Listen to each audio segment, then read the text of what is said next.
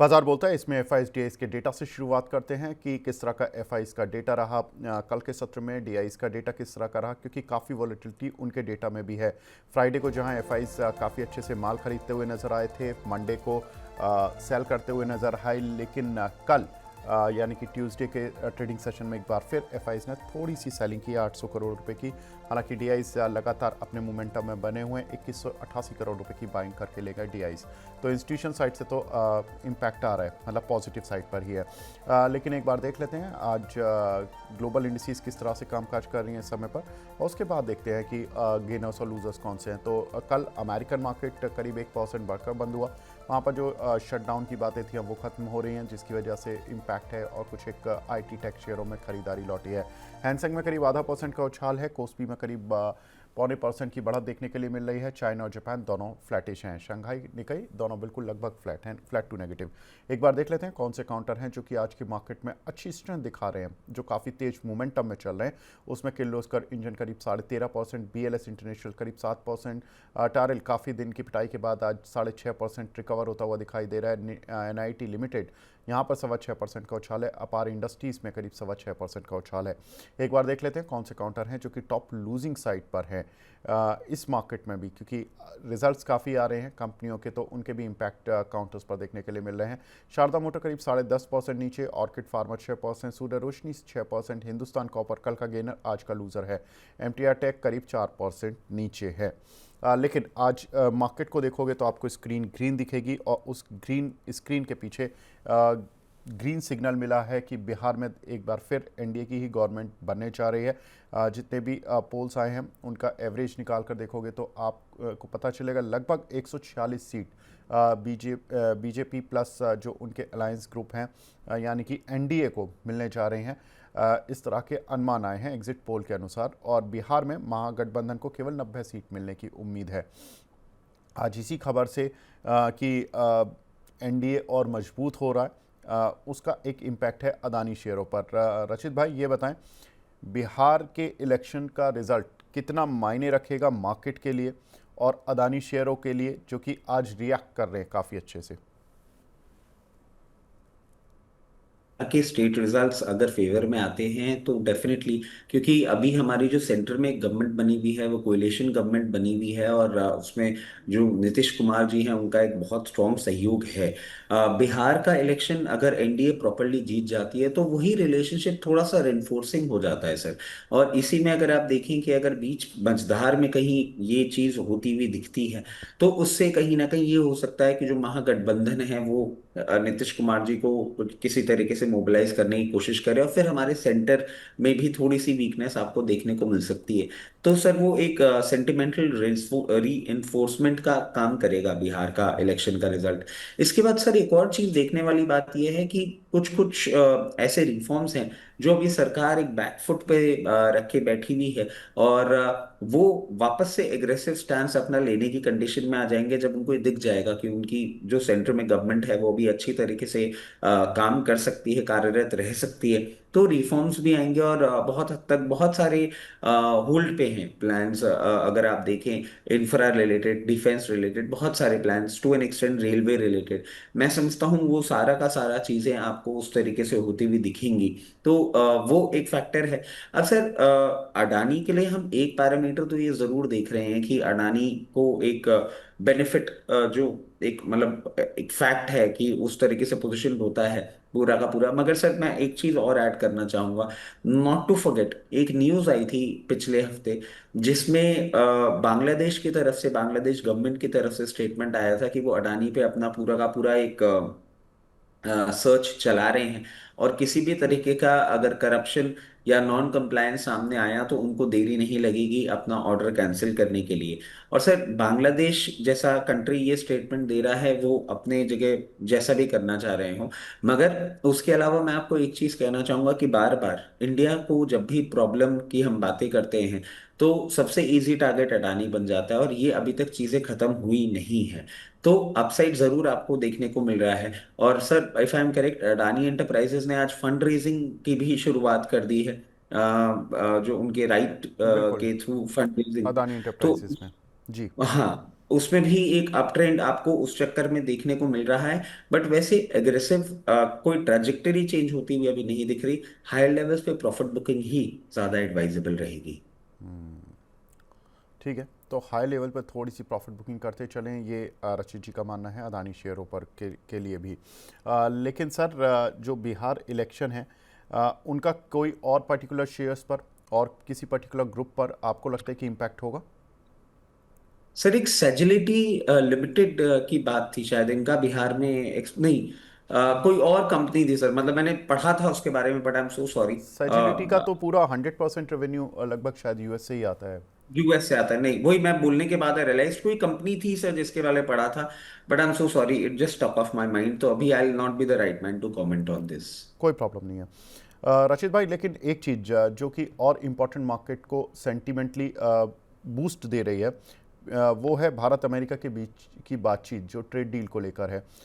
माना जा रहा है कि वो अंतिम दौर में आ चुकी है, इसलिए क्योंकि सूत्रों के अनुसार अब नई मीटिंग की ज़रूरत नहीं है, ऐसा इंडियन ऑफिशियल्स कह रहे हैं।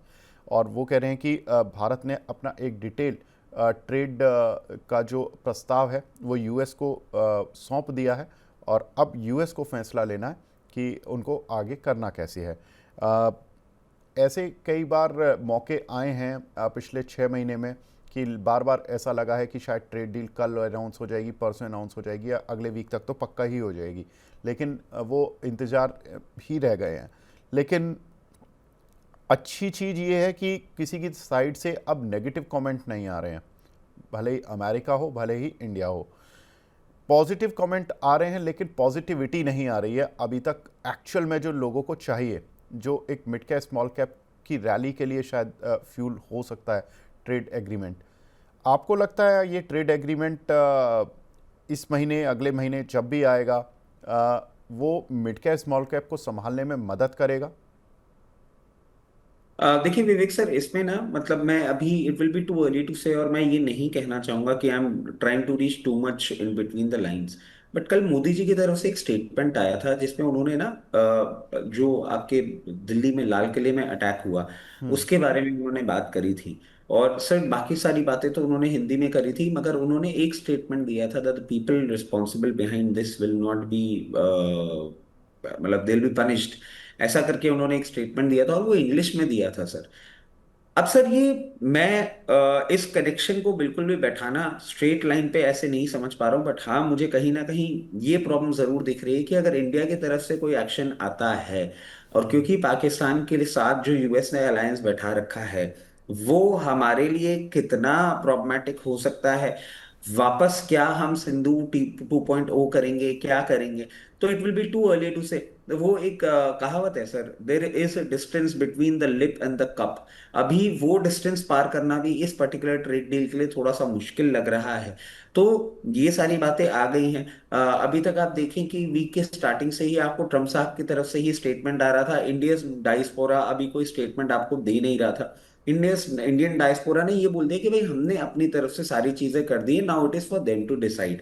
बट हमारी तरफ से ये कोई बहुत एग्रेसिवली पॉजिटिव स्टेटमेंट नहीं आ रहा है that yes we are done and we through and we will take it ahead. तो मैं समझता हूं अभी ट्रम्प साहब की तरफ से स्टेटमेंट को या इस पूरी ट्रेड डील को जब तक नहीं हो जाती तब तक ओवररीड करना सही नहीं रहेगा, क्योंकि पहले भी हम बहुत बार धोखे खा चुके हैं। कोई बड़ी बात नहीं है, हमको वापस कोई ना कोई ऐसा स्टेटमेंट देखने को मिल जाए, या ऑपरेशन सिंधु 2.0, क्योंकि सर ये भी इट इज डिफिकल्ट। आप ये देखिए 2-3 बार हो चुका है, हमें पता ही नहीं होता है, हम एक आकलन नहीं लगा पाते हैं किस तरीके से सारी चीजें हो रही हैं। और ऑलरेडी सिंदूर का मोबिलाइजेशन था, उसको डीमोबिलाइज जहां तक मैं जानता हूं नहीं किया गया है। राजनाथ सिंह जी भी आपके इस बार राजस्थान बॉर्डर एरिया में बहुत बार मोबिलाइज मूवमेंट करते हुए देखे गए थे। तो क्या हो सकता है क्या नहीं हो सकता, यही कुछ एक फैक्टर है जिसको देख के ऐसा लग रहा है कि अभी थोड़ा सा एग्रेसिव ना हो किसी भी चीज को लेके, ये ना सोच लें कि हम नए लाइफ हाई की ओर जा रहे हैं। अभी थोड़े थोड़े एक ऐसे फैक्टर्स जो डेवलप हो चुके हैं इस वीक में पूरे, उनको क्लोजली देखना, और वो जब तक एंड पॉइंट में नहीं पहुंच जाते, maybe trade deal, maybe this terrorist attack, जब तक पूरा एंड कंक्लूसिव स्टोरी ना दिखे, एग्रेसिव मार्केट में होना रिस्की हो सकता है। बिल्कुल, यही एक मार्केट का डर भी था। मेरा अगला क्वेश्चन भी यही होने वाला था, उसमें आपने आंसर खुद ही कर दिया कि इस डर में पोजीशन ना बनाए कि भारत पाकिस्तान का कुछ अब ऑपरेशन सिंदूर पार्ट 2 शुरू हो जाएगा, या इस चीज़ को देखें कि भाई बीजेपी इंटरनली स्ट्रांग हो रही है, जो रूलिंग गवर्नमेंट होती है उसकी नीतियों में बदलाव नहीं होता है, तो ये मार्केट को हमेशा अच्छा लगता है। दूसरा कि अमेरिका के साथ जो भी रसाकशी थी ट्रेड डील को लेकर, वो अगर दूर होती है तो उसको पॉजिटिव साइड पे रखा जाए और ऑपरेशन सिंदूर को दूसरी साइड पर रखा जाए। तो वो अगर उन दोनों में से चुनना हो तो स्टॉक मार्केट में पॉजिटिव साइड के पाले में जाएं या नेगेटिव साइड के पाले में जाएं। मैं आपसे ये पूछता हूँ रशीद भाई कि थोड़ा सा मैं इस चीज़ को एक्सटेंड कर रहा हूँ, और जिस लाइन पर आप जा रहे थे मैं उसी लाइन पर सोच भी रहा था इनफैक्ट, कि अगर ऑपरेशन सिंदूर 2 किसी भी वजह से शुरू होता है तो वो एक खरीदारी का मौका होगा मार्केट में, क्योंकि हमें पता है कि उसके आगे जो हैं वो चीज़ें पॉजिटिव साइड पर हैं। ट्रेड डील है, और अमेरिका अगर ट्रेड डील कर रहा है तो वो ये तो नहीं चाहेगा कि दो जिनके साथ मैं बिज़नेस कर रहा हूँ वो लड़ भिड़ के अपने को ख़त्म कर लें, तो फिर बिज़नेस की डील करने का ही क्या फ़ायदा, ज़रूरत ही नहीं थी फिर तो डील करने की।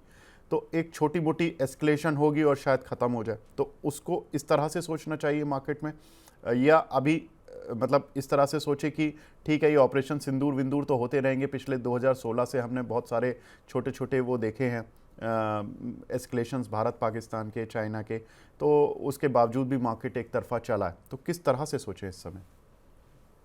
देखिए विवेक सर, बात आपकी बिल्कुल सही है and as a analyst it is very easy for me to say कि भैया अनसर्टेनिटी है, दूर हो जाओ। बट आपने ये जो बात बोली है ना, ये अभी जब मैं आपका क्वेश्चन भी सुन रहा था तो मेरे दिमाग में यस ये बात जरूर आई कि हम लोग ये तो बोल के निकल जाते हैं कि दूर हो जाओ, बट ये क्यों नहीं देखते कि लोअर लेवल्स पे क्या हमें बाइंग करनी चाहिए। ये बात बिल्कुल सही है सर आपकी कि हाँ, ऑपरेशन सिंदूर 2.0 होता है या कोई भी एक्सकलेशन होता है, एक बार मार्केट में आपको नीजक रिएक्शन देखने को मिल सकता है। उसको आप specifically as a opportunity use कर सकते हैं कि आप यहाँ पे अपना बाइंग करें, क्योंकि आप बिल्कुल सही कह रहे हैं सर। हमने लोअर लेवल्स पे देखा था ऑपरेशन सिंदूर के दौरान भी, और मार्केट जिस तरीके से वहां से अच्छा सा बाउंस बैक दिखाया, क्योंकि both the news came in together.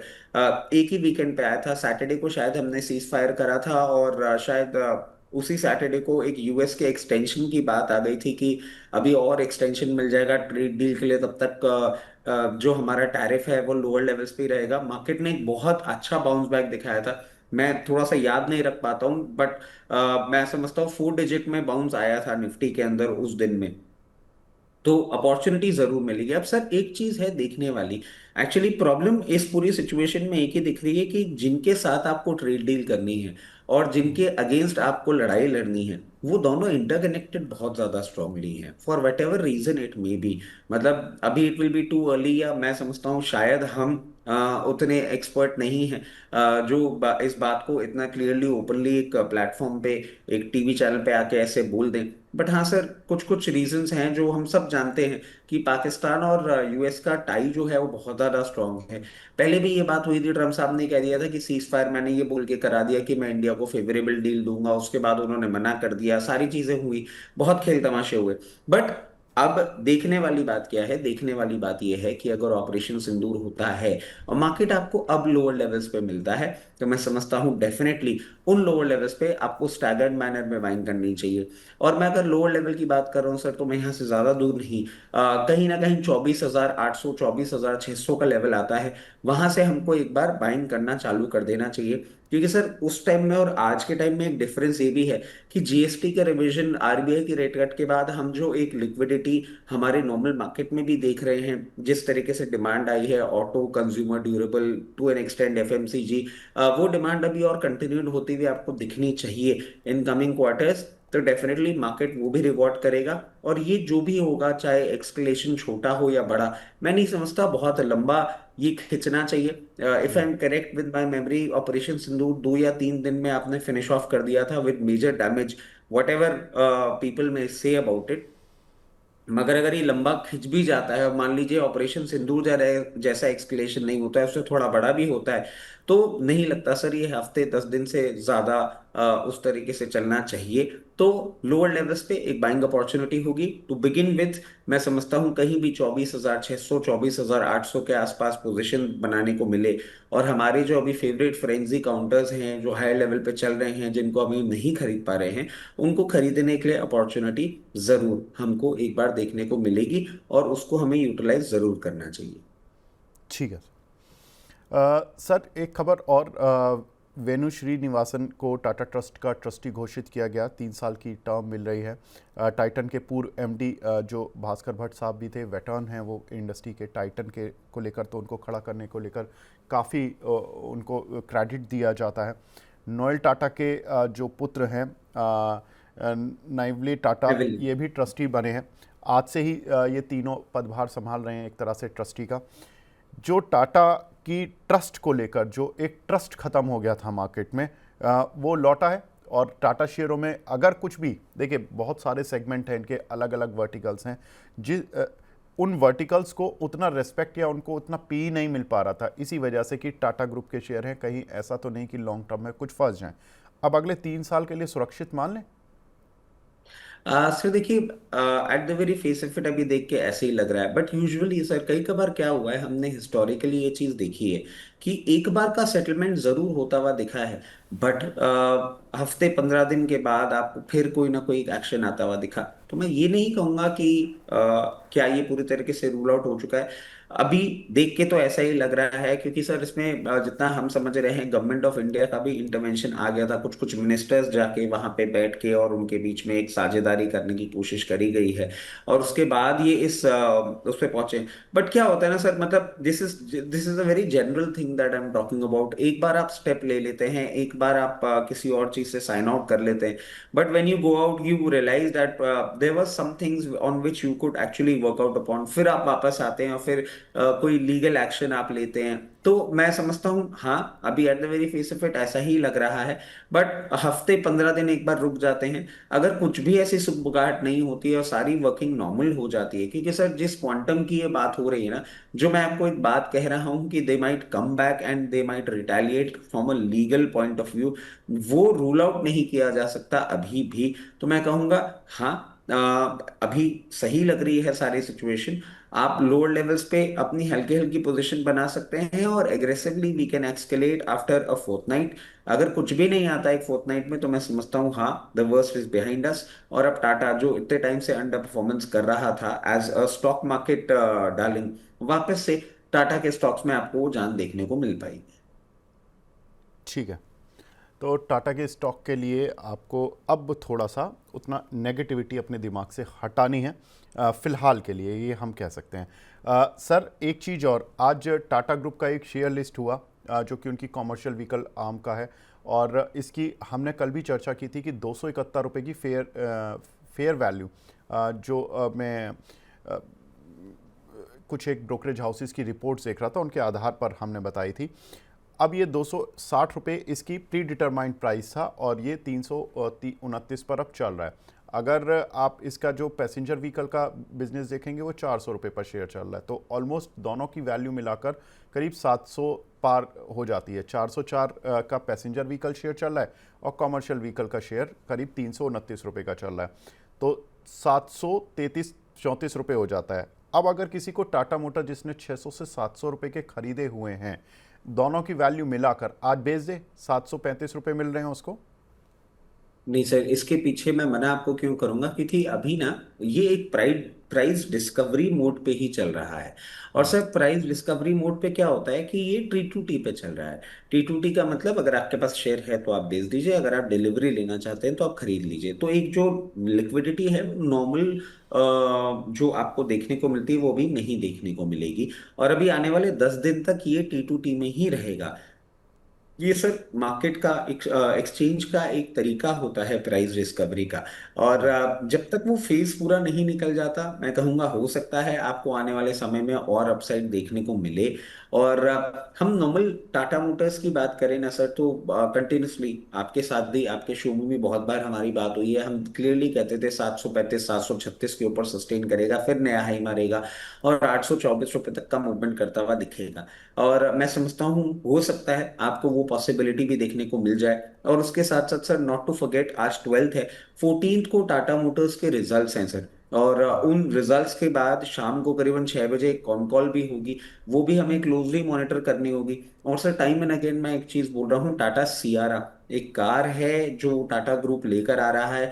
बहुत एग्रेसिवली प्राइसिंग करेगा, डीजल, पेट्रोल और इलेक्ट्रिक वेरिएंट में लेकर आएगा। ये ब्रेजा, क्रेटा वाला जो आपका एक रेंज है, इस रेंज में ही वो गाड़ी आ रही है। और इसके साथ आगाज करेंगे 1.5 लीटर पेट्रोल इंजन की, जो हैरियर और सफारी में भी जाएगा। तो सर, अभी मैं समझता हूँ आपको ये सारे डेवलपमेंट्स को क्लोजली देखना चाहिए और अभी थोड़ा सा वेट करना चाहिए। आपको बेटर प्राइसिंग इस पर्टिकुलर काउंटर, दोनों ही काउंटर्स में अब आपको देखने को मिल पाएगी। ठीक है सर। मैं इस शेयर पे थोड़ा सा कमर्शियल व्हीकल वाले शेयर पर एक चीज़ और पूछना चाहता हूँ, क्योंकि इसकी मार्केट कैप आज की जो प्राइस है उसके हिसाब से करीब 1,20,000 करोड़ है। और इसी का जो पेयर ग्रुप है अशोक लेलैंड, उसकी मार्केट कैप करीब 85-86 हज़ार करोड़ रुपए के आसपास चल रही है। आप जानते हो कि टाटा मोटर्स मतलब अशोक लेलैंड से उनका पेयर केवल अशोक लेलैंड है, लेकिन टक्कर में टाटा मोटर बहुत आगे है अशोक लेलैंड से। आपको लगता है कि अगर दोनों कॉमर्शियल व्हीकल की इन कंपनियों को रखा जाए, क्योंकि अब बिल्कुल टाटा मोटर एक प्योर अशोक लेलैंड का कॉम्पिटिटर है, पहले नहीं था, पहले उसमें कार सेगमेंट भी जुड़ जाता था, वो अलग हो गया। तो अब दोनों शेयरों को कंपेयर करें तो आप किसको लेंगे, कॉमर्शियल व्हीकल को या अशोक लेलैंड को? सर देखिए, इसमें एक सबसे बड़ी बात यहाँ पे डिफरेंस की ये आ जाती है कि जो एक्सपोजर है टाटा का, और अभी आप देखें सर, वो जो इन्होंने एक यूरोपियन एक्विजिशन भी अभी किया है जो अप्रूव होता हुआ दिखा है, वो इनका इंटरनेशनल मार्केट में बिजनेस को बहुत ज्यादा एनहांस करता हुआ दिखेगा। तो कहीं ना कहीं सर, वो एक जो चीज है ना, और अशोक लेलैंड नो डाउट अच्छी कंपनी है, मार्केट कैपिटलाइजेशन लोअर साइड पे है, बट पेडिग्री इसकी भी इक्वली स्ट्रांग है। मतलब जो बैकिंग है, जो पेरेंट है हिंदुजा ग्रुप, वो अपने आप में एक स्ट्रांग नाम है। पहले टाटा मोटर्स, ये सर हम पैसेंजर व्हीकल का खोल के बैठे हुए, कमर्शियल व्हीकल की हम बात कर रहे हैं। कमर्शियल व्हीकल में मैं समझता हूँ अभी ये जो इन्होंने इंटरनेशनल मार्केट का एक एक्विजिशन किया है, इसके चलते कमर्शियल व्हीकल में आपको और अपसाइड आता हुआ देखने को मिलेगा। और sir, if I am correct, commercial vehicle में ही चली जाती है इनकी जो डिफेंस सप्लाई है, जो ट्रक्स वगैरह और लाइट जो डिफेंस इक्विपमेंट्स है, वो एक बार हमें वापस से क्रॉस चेक करना होगा। वो भी इनके कमर्शियल व्हीकल में ही चले जाते हैं। तो इनका वो जो सप्लाई है, वो जो हैंड है, वो भी बहुत स्ट्रांग है। तो अभी भी टाटा मोटर्स रिलेटिवली जो कमर्शियल व्हीकल वाला वर्जन है, वो अशोक लेलैंड से ज्यादा अच्छा परफॉर्म करता हुआ दिखेगा। मेरी समझ से यही होगा। अशोक लेलैंड भी अपनी एक अपवर्ड जर्नी करेगा और उसके पीछे से commercial vehicle as a space की अगर हम बात करें, तो मैं समझ रहा हूँ जिस तरीके से एक्सप्रेस वे बनते हुए आ रहे हैं, जिस तरीके से रोड मोबिलाइजेशन हमारा चल रहा है, गवर्नमेंट ने भी लॉजिस्टिक सर्विसेज को और जीएसटी का बेनिफिट भी दिया है, और बहुत सारी चीजें हुई हैं। तो लॉजिस्टिक बिजनेस, क्योंकि किसी भी कंट्री को, इकोनॉमी को ग्रो करने के लिए आपको लॉजिस्टिक्स बहुत ज्यादा चीप और रिस्पॉन्सिव बनाना पड़ता है। तो दोनों ही कंपनीज अपनी अलग अलग जगह रखती हैं। बट अगर आप वेटेज की बात करेंगे, अगर आप रेटिंग्स की बात करेंगे, अगर आप परफॉर्मेंस की बात करेंगे जो फ्यूचर में एक्सपेक्ट करनी चाहिए, वो मैं समझता हूँ टाटा मोटर कमर्शियल व्हीकल आपको अशोक लेलैंड से बीटा रिटर्न ज्यादा बेटर देता हुआ दिखेगा। ठीक है। वैसे भी इसके एबिटा मार्जिन 12% है कॉमर्शियल व्हीकल के, और जबकि जैगुआर, लैंड रोवर और वो सबके मार्जिन्स मिला के 4% है। तो अभी भी एक कार सेगमेंट से तो बेहतर प्रदर्शन कर रहा है। लेकिन आने वाले समय में देखना होगा कि और आपने जैसा बोला, बहुत इंपॉर्टेंट पॉइंट है रचित भाई, ये कि डिफेंस वाला जो बिज़नेस है, अगर वो कॉमर्शियल व्हीकल आर्म में जा रहा है तो फिर इसको जो डिफेंस वाले जो फंड्स होते हैं, म्यूचुअल फंड्स, वो फिर इसको अलग तरीके से देखेंगे और उनका एक्सपोजर अलग आएगा। तो वो एक उनके लिए फिर एक क्लियर सेगमेंट है, उनको अब रिस्क नहीं लेना है कि वो कार वाले सेगमेंट में जाकर घुसें। अगर उनको लेना है तो वो कॉमर्शियल व्हीकल वाले का रिस्क थोड़ा सा ले सकते हैं कि भाई कॉमर्शियल व्हीकल बनाता है प्लस डिफेंस बनाता है, तो वो दोनों का रिस्क ले सकते हैं। बहुत इंपॉर्टेंट पॉइंट आपने बताया। आगे बढ़ते हैं। अगला जो एक कुछ रिजल्ट्स हैं सर। टाटा पावर रिजल्ट्स आए हैं, टाटा का ही शेयर है, आज टाटा पे काफ़ी बात हो रही है वैसे। रेवेन्यू 1% डाउन हुआ, एबिटा करीब 12% डाउन हुआ, मार्जिन्स में करीब 23.9% के मुकाबले 21.2% के मार्जिन्स देखने के लिए मिले हैं, और नेट प्रॉफिट करीब करीब 1% डाउन हुआ है, ज़्यादा कुछ खास डाउन नहीं हुआ नेट प्रॉफिट। रचित भाई ये बताएं, टाटा पावर देखिए सीजनली थोड़ा सा म्यूटेड तो होता ही है ये क्वार्टर, बिकॉज आप बारिश के दिनों में उतना पावर की खपत नहीं होती है, लेकिन ये वाई ओ वाई रिजल्ट्स हैं। तो पिछले साल भी मानसून था, इस साल भी मानसून था उसी पीरियड में, लेकिन इस बार का मानसून थोड़ा सा स्ट्रांग था, तो ये हम एज दे सकते हैं कि इस बार शायद एसी नहीं चले होंगे, लोगों के घर में पंखे चले होंगे, तो उसका पावर पीक पावर डिमांड कम हो गई। उसको देखते हुए टाटा पावर ठीक ट्रेड कर रहा है या अभी कुछ गड़बड़ है इसमें? सिर्फ देखिए, ऑलरेडी पावर सेक्टर में ना आप देखेंगे एक इस पूरे ईयर एक अंडर परफॉर्मेंस बना ही रहा। मतलब पावर में आप कोई भी कंपनी उठा के देख लीजिए, और इसके पीछे का कारण सर, जैसा कि वे बता रहे हैं कि बारिश का आना, और बारिश सर इस बार रिलेटिवली थोड़ी सी जल्दी स्प्रेड कर गई थी। हम पीक पावर डिमांड जो समर्स में देखते हैं वो रिकॉर्ड्स हम इस बार छू ही नहीं पाए। बट ओवरऑल अगर आप देखेंगे ना सर, पावर सेक्टर में, और टाटा पावर की अभी मैं बात कर लेता हूँ आपसे, कि ये जो आपने डाउन साइड देखा है ये कहीं ना कहीं स्टॉक प्राइस दिखा भी रहा था। और आप देखें उसी कारण से इस रिजल्ट के बावजूद एक बहुत कोई स्ट्रॉन्ग रिएक्शन नहीं आ रहा है टाटा पावर में। और मैं समझता हूं कि अगर आपको आने, क्योंकि हम एक मार्केट करेक्शन की भी बात कर रहे हैं, अगर ये उस मार्केट करेक्शन के चलते आपको 370 या 380 लेवल्स तक भी आता है तो कोई भी चिंता की बात नहीं है।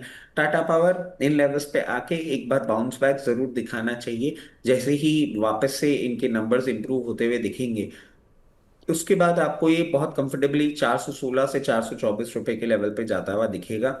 हम मतलब मैं अपनी बात भी कर लूं प्रिसाइसली, बहुत ज्यादा एक्सपेक्टेशंस थी इस बार की पावर सेक्टर चलेगा चलेगा, नहीं चला। अब सर एक और बात देख लेते हैं। जिस तरीके से डेटा सेंटर्स बन रहे हैं, जिस तरीके से हम इंफ्रास्ट्रक्चर डेवलपमेंट की बात कर रहे हैं, जिस तरीके से हमारा कमर्शियल एक्सपोजर और हम एक इंडस्ट्री सेटअप कर रहे हैं, हमारा पावर डिमांड वैसे अगर आप देखेंगे तो इवेंचुअली ऊपर ही जाएगा। क्योंकि हमारे जो रेसिडेंशियल एरियाज हैं उसमें लाइफस्टाइल इंप्रूवमेंट हमको देखने को मिल रहा है। डेटा सेंटर अगेन एक बहुत बड़ा हब बन जाता है पावर कंजम्पशन का। उसके साथ साथ जब नई इंडस्ट्रीज लगती हैं, नई इंफ्रास्ट्रक्चर लगता है, तो पावर डिमांड आपकी ग्रेजुअली एक अपटिक होगी। वो बात अलग है कि आपने कहीं कहीं रिन्यूएबल एनर्जी को भी देखा है कि आप एक्टिवली पार्टिसिपेट कर रही है। बट स्टिल मैं समझता हूं कि आपको जो कोर पावर कंजम्पशन है वो भी आपको ऐसा ही होता हुआ दिखेगा। और आज नहीं, आने वाले समय में टाटा पावर में आपको एक और अच्छा परफॉर्मेंस देखने को मिलेगा ही मिलेगा इन टाइम टू कम। और वो इसको 464 से 480 लेवल्स तक वापस ले जाने का दमखम रखता है। ठीक है सर। अब हमारे साथ दूसरे खास मेहमान भी जुड़ चुके हैं, हमारे साथ पीएसजी कैपिटल के हेड प्रदीप हलदर जी भी जुड़ चुके हैं। प्रदीप जी गुड मॉर्निंग, कैसे हैं आप? गुड मॉर्निंग विवेक जी, आपको, रचित जी, आपको एंड सारे व्यूअर्स को। जी। प्रदीप जी, मार्केट में आज अच्छा मोमेंटम है, ये मोमेंटम चार्ट पे कैसा दिख रहा है आपको? देखिए बेसिकली सर, मार्केट मुझे लगता है कि एक बार 25,950 एंड 26,000 के आसपास एक रेजिस्टेंस है। एंड ओवरऑल देखा जाए सर, लास्ट 2-3 हफ्ते से डिस्कशन हो रहा था कि मैं ऑलमोस्ट मार्केट में पॉजिटिव था, पॉजिटिव ही हूँ। प्राइमरी जो ट्रेंड है उसमें कोई चेंजेस नहीं है। सेकेंडरी ट्रेंड में मुझे लगता है कि थोड़ा बहुत वॉलेटिलिटी मार्केट पे रह सकता है। अब ओवरऑल देखा जाए तो बिहार का इलेक्शन है, इसी वजह से मुझे लगता है कि थोड़ा बहुत वॉलेटिलिटी और इसी इवेंट पे तो बेसिकली होता ही है। सो मैं मार्केट में ओवरऑल पॉजिटिव हूँ, निफ्टी बैंक निफ्टी दोनों को लेके ही। जी। ठीक है। तो रचित जी थोड़ा सा फंडामेंटली मार्केट पे आज प्रॉफिट बुकिंग करा रहे थे, और प्रदीप जी थोड़ा सा अभी हैं मोमेंटम में हैं, साथ में हैं। चलिए अच्छी बात है, लेकिन प्रदीप जी और रचित जी की एक अप्रोच मैं सिमिलर बोलूँगा, वो ये है लॉन्ग टर्म दोनों ठीक है, लेकिन शॉर्ट टर्म में थोड़े से व्यूज़ अलग हो सकते हैं, तो वो ठीक है, कोई प्रॉब्लम नहीं है। और अब एक और रिजल्ट्स मैं डिस्कस करना चाहूँगा, वो है रिलायंस इंफ्रा। वैसे तो रिजल्ट्स को लेकर ये खबरों में ज़्यादा रहता है, रिजल्ट्स ज़्यादा स्ट्रीट देखती नहीं है। 14% डाउन हुआ है इनका रेवेन्यू, एबिटा करीब 35% डाउन हुआ है, मार्जिन्स में गिरावट आई है, करीब 22.5% से 16.9% के EBITDA मार्जिन्स आए हैं। नेट प्रॉफिट 53% डाउन हुआ है। लेकिन कहीं ना कहीं नेट प्रॉफिट है ये अनिल अंबानी ग्रुप की कंपनियों को लेकर ही एक मतलब माहौल क्रिएट करता है। सुबह तो ये अच्छा मूव कर रहा था, अभी ये केवल 3% ऊपर रह गया। काफ़ी दिन से पिटाई भी हो रही थी इसकी। रचित भाई, फंडामेंटली आपको रिलायंस इंफ्रा, रिलायंस पावर, ये कैसी कंपनियां लगती हैं? मतलब अगर मैं अनिल अंबानी समूह की बात करूं। देखिए विवेक सर, इसमें ना एक चीज देखने वाली बात यह है कि इंफ्रा और पावर, इन दोनों को, रिलायंस इंफ्रा और रिलायंस पावर को आप देखेंगे, दोनों पिछले 1-1.5 साल में काम करते हुए आ रहे हैं। ऑर्डर बुक इनके स्वेल हो रहे हैं, ऑर्डर इनको मिल रहे हैं। In fact Reliance power, if I am correct, outside India भी अपना पावर जनरेशन के लिए आगे जा रहा है और सारी चीजें हो रही हैं। बट सर होता क्या है ना कि अगर आपका जो मैनेजमेंट है, क्योंकि हम हमेशा बात करते हैं, जैसे अभी हमने अशोक लेलैंड की बात करी थी, तो अशोक लेलैंड में मैंने ये कहा था कि पेडिग्री आप देखें बहुत स्ट्रांग है, और दो टाटा मोटर कमर्शियल व्हीकल जितना परफॉर्म नहीं करे, बट हाँ कंपनी ये भी अच्छी परफॉर्म करती हुई दिख रही है। पेडिग्री बहुत इंपॉर्टेंट हो जाती है सर। और यहीं पे प्रॉब्लम आ रही है कि अनिल अंबानी और अब सर उनके जो बेटे हैं उनके ऊपर भी कुछ कुछ एलिगेशंस लग गए हैं, कुछ कुछ एसेट्स अटैच हो रहे हैं। तो जहां पे इतनी सारी कॉम्प्लेक्सिटीज दिख रही हो ना, वहां पे आप इन नंबर्स को देख के अग्रेसिवली एंटर करें। थोड़ा सा अगर दूरी बना के रखेंगे तो बेटर रहेगा। मैं नहीं समझता कि अभी सिर्फ इन नंबर्स के पैरामीटर या कंपनी के प्रॉफिट्स में आने के पैरामीटर पे हम कहीं ऐसी जगह जाके अपने आप को ब्लॉक कर दें जो आने वाले समय में हमको परेशानी होती हुई दिखे। ठीक है प्रदीप भाई, चार्ट पे कैसा दिख रहा है? सर्किट लगाने वाला शेयर पहले गिरता गया, अब उठना शुरू हुआ है थोड़ा बहुत। सर रिलायंस इंफ्रा, जी बिल्कुल। सर देखिए चार्ट में मुझे लगता है कि एक बार बाउंस बैक कैसे पॉसिबल है अब, क्योंकि बहुत नीचे ऑलरेडी आ चुका है। एक बार आपको अगेन 200-210 तक ऊपर जाने के लिए रेडी हो सकता है। लेकिन overall actually Anil Ambani group को मैं रिकमेंड करता नहीं हूँ, तो इसीलिए अवॉइड करने का ही सलाह होगा। इसमें रिस्क बहुत है। चलिए चलिए, रिस्क के बाद अब थोड़ी सी रिस्क को कम करते हैं, फार्मा पर चलते हैं। बायोकॉन, इसके भी नतीजे आए थे। नतीजों में रेवेन्यूज़ में करीब करीब 20% का जंप देखने के लिए मिला। एबिटा में करीब 22% का जंप बायोकॉन के नतीजों में देखने के लिए मिला है। मार्जिन्स भी बढ़े हैं थोड़े से, 19.1 से 19.4% आए हैं मार्जिन्स। और नेट प्रॉफिट तो अच्छा हुआ है, क्योंकि 84.5 करोड़ के का प्रॉफिट आया as compared to loss of 16 crore. तो काफ़ी अच्छा नतीजा पेश किया है। लेकिन बायोकॉन में ये देख लेते हैं मूव किस तरह का है। मूव देख के हमेशा यही डिसअपॉइंटमेंट आती है जो बायोकॉन अक्सर करता है। रिज़ल्ट अच्छे आते हैं तो भी मूव नहीं करता, रिज़ल्ट ख़राब आते हैं तो मूव ज़रूर करता है, लेकिन डाउन साइड पर करता है। कई बार कमेंट्री अच्छी आ जाती है तो शेयर उल्टा चल देता है। लोगों को समझ नहीं आता कि आज ये चला क्यों है ख़राब नतीजों पर। रचित भाई, ये फार्मा की एक ऐसी कंपनी है जो कि मैं बोलूँगा कि अंडर परफॉर्मेंस रही है। भले ही ये 225 से उठ के आज 380-85 पर ट्रेड कर रहा है, अगर आप इसके 2 साल का ट्रेंड उठाकर देखोगे। लेकिन जिस तरह की वैल्यूएशन, जिस तरह का बिजनेस इनका है, जिस तरह के रेवेन्यूज़ आते हैं, उतना रेस्पेक्ट इनको क्यों नहीं मिल रहा है? सर देखिए, ये फ्रैंकली मैं आपको बताऊं, मतलब ये जो आपका सवाल है ना, ये सवाल ही कहीं ना कहीं बहुत बार हमारे दिमाग में भी आता है। बट सर इसमें ना एक चीज मैं आपको कहूंगा, आप इसको ऐसे भी अगर समझें कि प्रमोटर होल्डिंग थोड़ी सी कम हुई है लास्ट 3 साल में। और अगर हम देखें सर, कंपेयर करें ना, मतलब बायोकॉन को, जैसे आप Reddy, Cipla, Torrent pharma, Davis laboratories, इनसे कंपेयर करते हैं तो उसमें पीई मल्टीपल भी थोड़ा सा हायर लेवल पे ही है इनका। इस वैल्यूएशन पे 109 के पीई मल्टीपल पे है। वहीं रेड्डी आप देखें 17, सिप्ला 22 के पीई पे है, डेविस लेबोरेटरी 69 के पीई पे है। तो एक वैल्यूएशन डिस्कम्फर्ट भी हमको देखने को मिलता है। और ये स्टॉक सर वैसे भी आप देखेंगे ना, मतलब सालों साल हमने देखा है, एक परफॉर्मेंस नहीं कहीं ना कहीं हमको देखने को मिलता है। इनफैक्ट मैं आपको बताऊं, आज जब मैं इसके रिजल्ट्स देख रहा था तो ऐसे ही रैंडमली बैठ के कई बार हम लोग सुबह ना चार्ट्स वगैरह भी देख लेते हैं। तो मेरे दिमाग में यही चीज थी कि अगर ये एक अप ट्रेंड में खुलता है और मेंटेन करता है तो कहीं ना कहीं 390 रुपए के आसपास आएगा, तो इसमें एक सेल कॉल ही इनिशिएट होगी, क्योंकि कितना ही स्ट्रांग रिएक्ट कर ले ऊपर के लेवल से ही नीचे आएगा ही आएगा। और मैं समझता हूँ अभी भी इससे दूरी बना के रखना ही ज्यादा अच्छा होगा। अगर आपके पास है तो हायर लेवल में निकलें, फ्रेश एंट्री इस पर्टिकुलर स्टॉक में, क्योंकि इतने ईयर्स से अंडर परफॉर्मेंस है ना, तो देना मैं नहीं समझूंगा सही। मैं एक चीज़ और देख रहा था। अमूमन किसी कंपनी का ऑपरेटिंग प्रॉफिट जितना होता है ठीक है, लेकिन उसका डेप्रिसिएशन उस ऑपरेटिंग प्रॉफिट का 50% नहीं होता है। आप इसका ऑपरेटिंग प्रॉफिट देखोगे 835 करोड़ है और डेप्रिसिएशन 473 करोड़ है। मतलब इंटरेस्ट कॉस्ट हमने देखी है कि हाईली डेट वाली कंपनी है, लेकिन डेप्रिसिएशन इतना होता है। यानी कि इन्होंने अपनी जो कैपेसिटी है वो बहुत खड़ी की हुई है, जिस पर इनको डेप्रिसिएशन ज़्यादा चार्ज करना पड़ रहा है और रेवेन्यू उतने नहीं आ रहे या प्रॉफिट उतने नहीं आ रहे।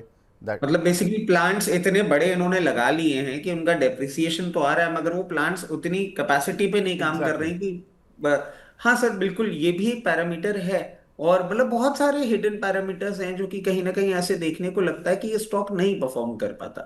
तो सर वैसे ही फार्मा सेक्टर अगर आप देखेंगे ना, ओवरऑल कहीं ना कहीं बहुत ज्यादा अच्छा भी लग रहा है, मगर डर भी लग रहा है, क्योंकि again coming back to square one, जिस तरीके से अभी हमारे ट्रम्प साहब की सिचुएशन बनी हुई है, थोड़ा सा एक्सपोजर जहां तो हो, दूरी बना के रखना वैसे भी बेटर रहेगा। ठीक है प्रदीप भाई, बेल राइस का जरा चार्ट देख लीजिए। मैं बस दर्शकों के लिए रेवेन्यू इनके जरा रिजल्ट्स पढ़ देता हूं, क्योंकि आप इसको शायद काफ़ी क्लोजली देखते हो इस काउंटर को। रेवेन्यू 14% बढ़ा, एबिटा 21% बढ़ा है, मार्जिन्स में करीब 80 बेसिस पॉइंट का जंप देखने के लिए मिला है। नेट प्रॉफिट बहुत अच्छा जंप हुआ है, 81% जंप हुआ है। 73 करोड़ के कंपैरिजन में 133 करोड़ का इनका प्रॉफिट आया है। प्रदीप भाई, बेल राइस इसमें क्या मोमेंटम शिफ्ट हो रहा है, क्योंकि आज ये ठीक ठाक ओपन हुआ, वहां पर सस्टेन भी कर रहा है 155 के आसपास। क्या लग रहा है सर आपको?